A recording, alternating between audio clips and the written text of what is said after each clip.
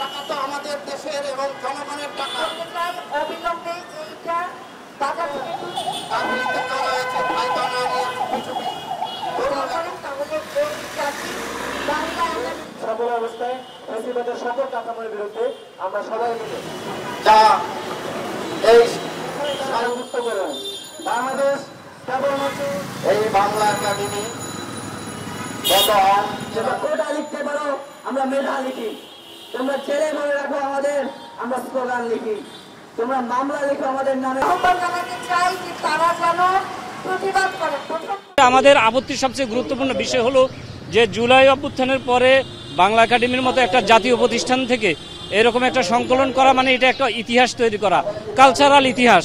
যে জুলাই অভ্যুত্থানে কারা কারা কালচারাল ন্যারেশনের কাজ করছে, কারা কালচারাল জায়গায় অ্যাক্টিভিস্ট করছে, সেই জায়গায় যদি এরকম একটা প্রথম যে সংকলনটা, সেই সংকলনে যদি যে জুলাই অভ্যুত্থানের বিরোধী লোকদেরকে ইনক্লুড করা হয় তাহলে ইতিহাসটা চেঞ্জ হয়ে যায়। জুলাই আন্দোলন চলার সময় তারা নীরব ছিলেন, কেউ কেউ জুলাই আন্দোলনের বিরোধিতা করেছেন, কিন্তু তাদের লেখাগুলো এখানে ছাপা হয়েছে। যেমন প্রথম যার লেখাটা অনন্ত সুজন, উনি আনিসুল হক আইনমন্ত্রী আনিসুল হকের খুব ঘনিষ্ঠ লোক ছিলেন। উনি 15 আগস্ট পর্যন্ত আওয়ামী লীগের চামচামি করছেন এবং ফেসবুকে লেখালেখি করেছেন।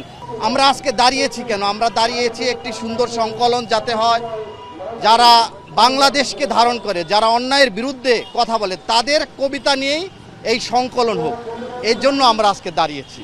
বিগত সময়গুলোতে যারা কলমের মাধ্যমে, সাহিত্য অঙ্গনে কলমের মাধ্যমে পতিত ফেসিবাদকে পুষ্টি জুগিয়েছিল, সেই পতিত ফেসিবাদকে যারা নতুন নতুন করে আবারও পুনর্বাসন করার অপচেষ্টা চালাচ্ছেন, তাদের বিরুদ্ধে আমাদের লড়াই সবসময় থাকবে।